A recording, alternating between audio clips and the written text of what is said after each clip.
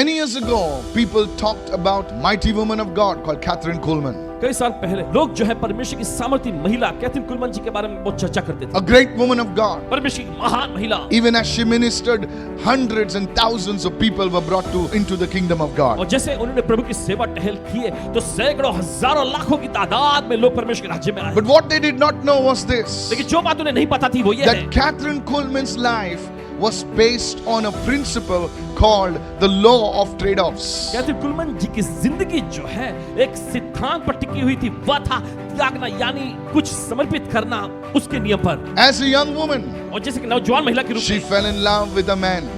एक पुरुष से वो बहुत प्यार करने लगी। Nothing wrong with that. इसमें कोई खराबी नहीं। But the only issue was that this man was a married man. लेकिन मामला सिर्फ इतना था कि वो पुरुष, वो मर्द जो था वो शादीशुदा था। They used to minister together and they fell in love with each other. वे साथ में सेवकाई करते थे और एक दूसरे से वो प्यार करने लगे। The Holy Spirit convicted Catherine Kuhlman many times. पवित्र आत्मा ने कैथरीन कुलमन जी को कई बार इस बारे में कायल किया। And so she was deeply, madly in love with this man, तो वो उस मर्द के एकदम प्यार में दीवानी हो गई थी, whom she used to call affectionately Mr.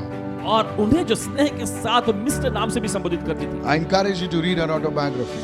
और आपसे आग्रह करते हैं कि उनके बायोग्राफी को जरूर पढ़िएगा। And one day, और एक दिन she writes in her autobiography, she was walking down a path lane. और उन्होंने अपने बायोग्राफी में से लिखा कि एक गली से गुजर रही थी She was praying, वो प्रार्थना कर रही थी, and the Holy Spirit convicted her so intensely.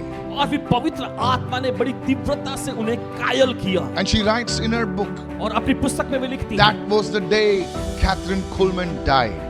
वही दिन था जब कैथरीन कुलमन मर गई And a new Catherine Kuhlman was born. और एक नए कैथरीन कुलमन का जन्म हुआ। And from that day onwards, उस दिन से her ministry took off internationally. उनकी सेवकाई जो है अंतरराष्ट्रीय तौर पे उड़ान भरने लगी। But the foundation of Catherine Kuhlman's ministry was the law of trade-offs. और ये कहानी बड़ी शानदार रही, लेकिन हम देखते हैं कैथरीन कुलमन जी की सेवकाई की बुनियाद जो था वह था लेन देन यानी त्यागने का नियम।